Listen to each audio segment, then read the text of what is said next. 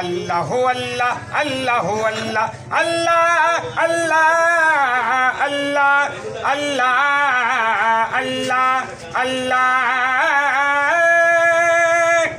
जे तू रब दियां हो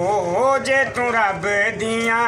चाहना है अतावा तू अल्लाह अल्लाह कर बंदे हो जे तू रब दियां चाहना है अतावा ते अल्लाह अल्लाह कर बंदे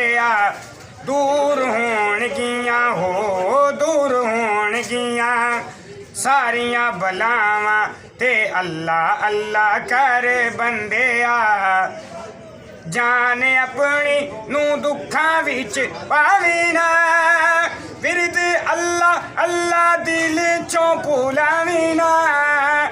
ओदे नाम विच बड़ियां शिफावां ते अल्लाह अल्लाह कर बंदे अल्लाह अल्लाह अल्लाह अल्लाह अल्लाह अल्लाह जे तू रब दियां चाहना है अतावा ते अल्लाह अल्लाह कर बंदे पढ़ मोमना दरूद ओदे प्यारे ते जाके बह जा ओदे यार दे दवारे ते माफ करेगा ओ तेरियां खतावां ते अल्लाह अल्लाह कर बंदे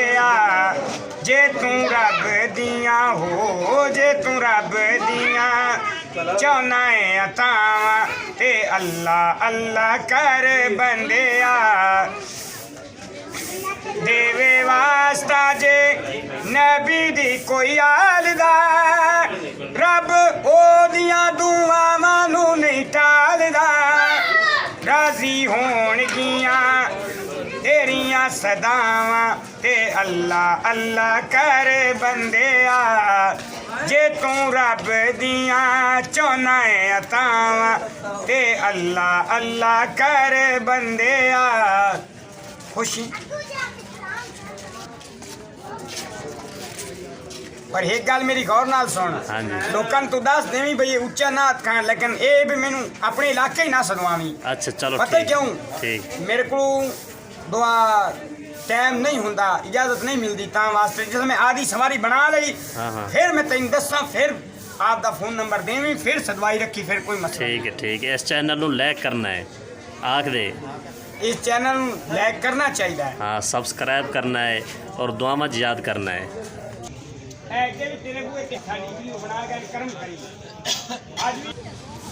तमाम दोस्त जड़ा भी साडा लगारी बलोच चैनल देख रहे हैं तो इसनों सब्सक्राइब और लाइक और बेल आइकन पे दबाना है और दोस्तों ये बाबे हाजी शेर दीवान दा दरबार मज़ार शरीफ है एक करोना वायरस की वजह तो बंद है अंदर जाने की इजाज़त कोई नहीं दरवाज़ा बंद किया हुआ है करोना वायरस की वजह तो